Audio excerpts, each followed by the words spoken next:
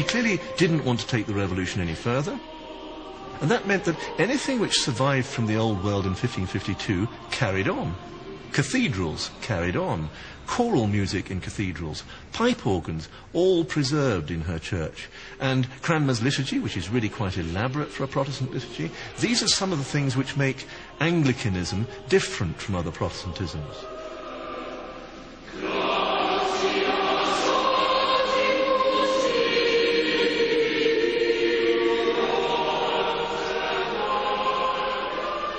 Queen Elizabeth, of course, was assailed on all sides. Abroad, the Pope and the other Catholic powers wanted to get rid of her. And meanwhile, some exiled English Catholics produced an English-language version of the Bible just for Catholics. This is it. It's called the Dowie Bible. And if you were caught reading it, you'd get yourself into a bit of hot water. And amidst this new profusion of Bibles, we have this for the Protestants, the Geneva Bible, which comes complete with good, strong and rigorous Calvinist commentary in the margins. And both of these Bibles were symbolic objections to the official version, the Bishop's Bible, which is what everyone read in church. When I was a child, I spake as a child. I understood as a child. I imagined as a child. But as soon as I was a man, I put away childishness. Throughout Elizabeth's reign, Protestant ideas and the language of the English Bible percolated deep into the hearts of the population, reinforced by the huge popularity of Bible texts set to music. And by the time Elizabeth died in the 17th century, the English Bible had engendered a new freedom of thought and inquiry. The great thing about the Bible is that you read it yourself. It is there for you to read, and people did. Now what that means is that you can make up your own mind on things.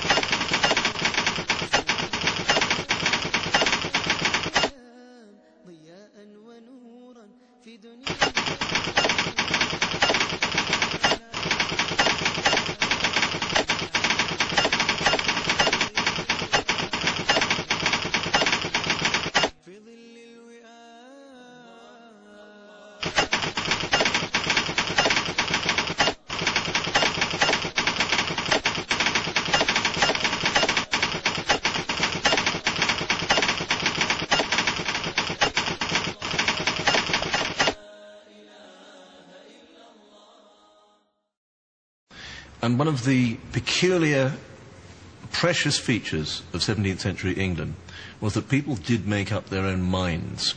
That seems to me to be one aspect of Englishness, a sort of individual contrariness, an unwillingness to be bounded by clergy or by figures in authority.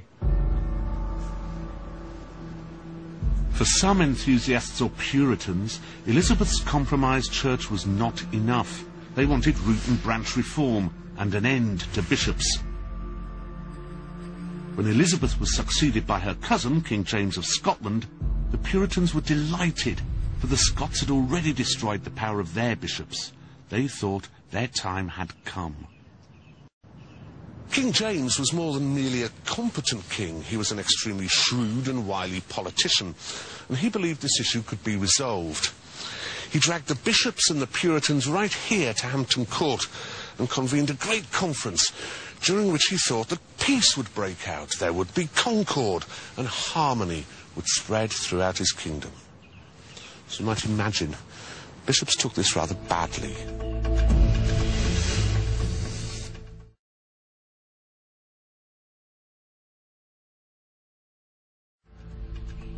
The conference lasted 3 whole days, and the bishops took every opportunity to portray the Puritans as dangerous radicals, as indeed many of them were. It looked as if the King's Great Conference was going to come to nothing, and the Puritans would go away empty-handed. But then one of the Puritan divines raised the question of a new translation of the Bible. The leader of the Bishops' Party, Richard Bancroft, pounced on the idea. So King James commissioned a new Bible whose stated aim was to satisfy all parties.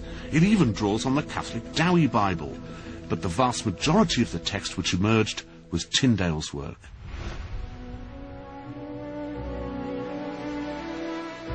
Or ever the silver cord be loosed, or the golden bowl be broken, or the pitcher be broken at the fountain, or the wheel broken at the cistern. The King James became the standard and has influenced writers of English for 4 centuries.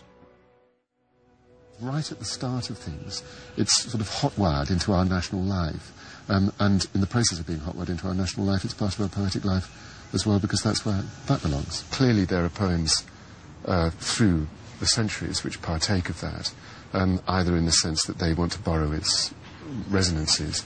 I think of somebody like Wilfred Owen, as I'd say, there's a poem like Strange Meeting. It seemed that out of battle I escaped down some profound dull tunnel, long since scooped through granites which titanic wars had groined. Yet also there encumbered sleepers groaned, too fast in thought or death to be bestirred. Then, as I probed them, one sprang up and stared with piteous recognition. The colour of the language throughout the poem has a kind of unnatural density, a sort of purple concentration to it that is clearly biblical in its associations. It's the language of Isaiah. It's an Old Testament language. And Owen, of course, who was a very religious-minded person, knows this. And in the long passages of my life, when I can't find God, I continue reading it because it's extraordinarily interesting, amusing, strange, bizarre, and a great forcing house of for other ideas.